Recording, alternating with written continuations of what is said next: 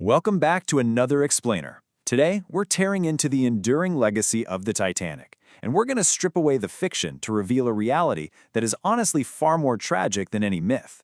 We're not just recounting history today, we're investigating it.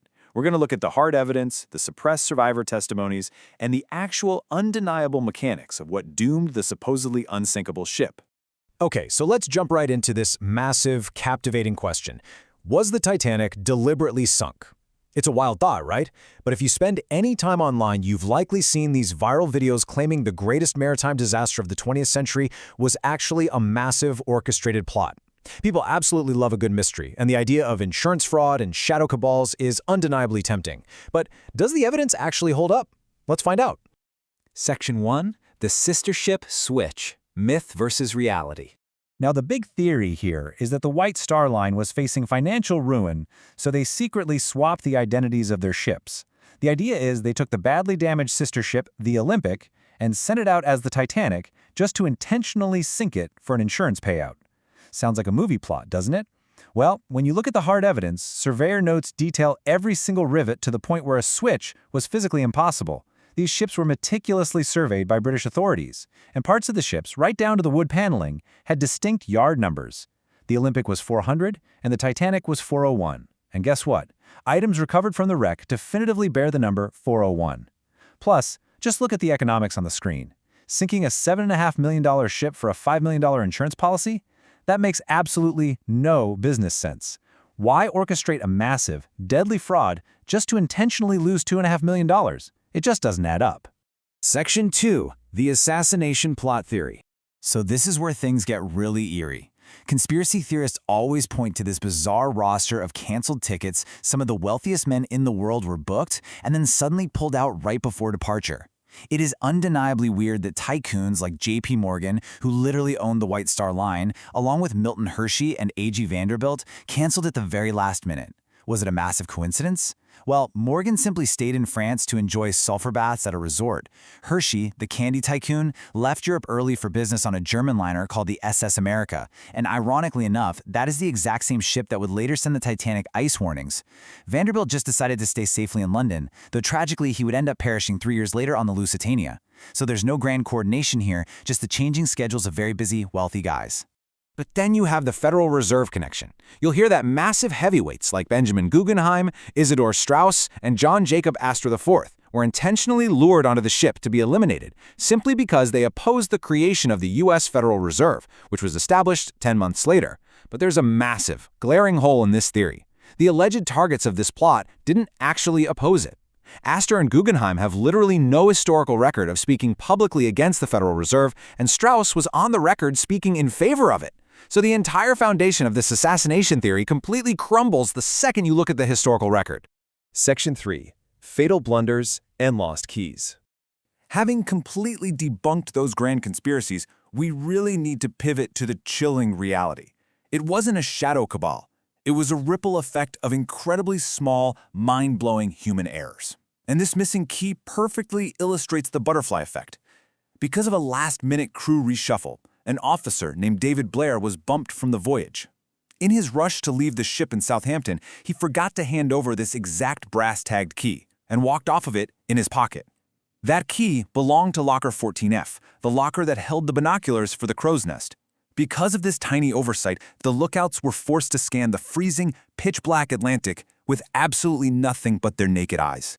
Just take a second to read Lookout Fred Fleet's chilling quote here.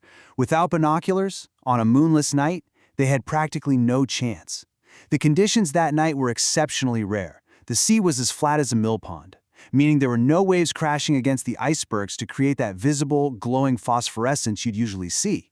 So an iceberg on a pitch-black night in dead calm water, it's practically invisible. Fleet only spotted it about 500 yards out, which gave the crew a terrifyingly short 40 seconds to react. It's crazy to think how one forgotten key sealed the fate of over 1,500 people. But the iceberg story honestly gets even worse. The Titanic actually received 6 separate iceberg warnings that day. 6. And they ignored all of them. The captain was pushing the ship at an incredibly aggressive 22.5 knots.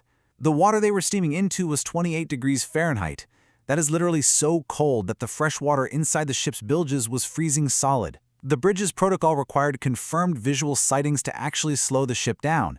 So rushing at 22.5 knots into a known ice field, in dark windless conditions, after 6 warnings, it was incredibly reckless.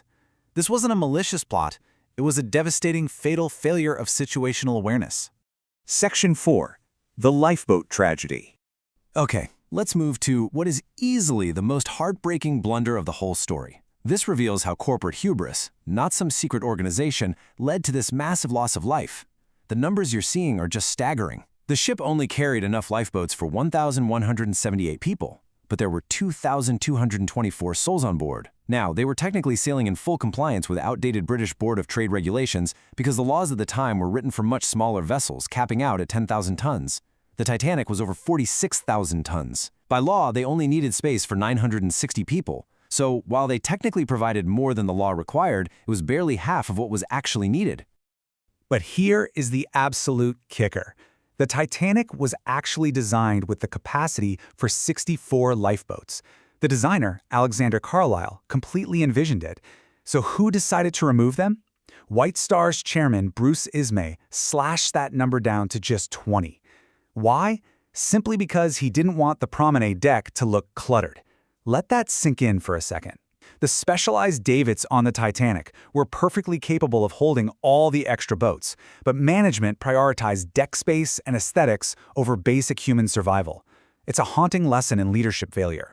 Section 5. When survivors were right. For our final section, we're going to look at a fascinating piece of history where the official narrative was entirely wrong. Listeners, multiple survivors, like Ava Hart quoted here, vividly described hearing deafening explosions from inside the ship and watching the massive hull violently snap in two. Imagine surviving that unbelievable trauma, knowing exactly what you saw, only to have historians and authorities argue with you for the rest of your life, telling you that you were just mistaken. And why did authorities ignore them? Because the senior surviving officer, Charles Littler, testified that the ship sank completely intact.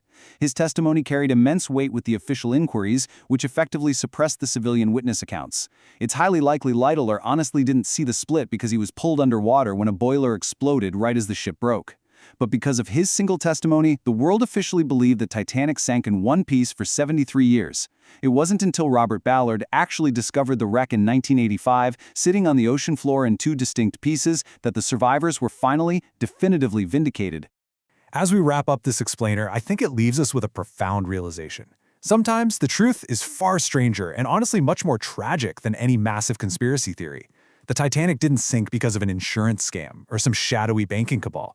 It sank because of a lost brass key, a pitch-black night, and a devastating chain of human hubris. But the fact that the official historical record actively suppressed the first-hand accounts of those survivors for over 70 decades, well, that should really give us all pause. It leaves you wondering, if we were completely wrong about the Titanic's final moments for 73 years, what other historical truths are we currently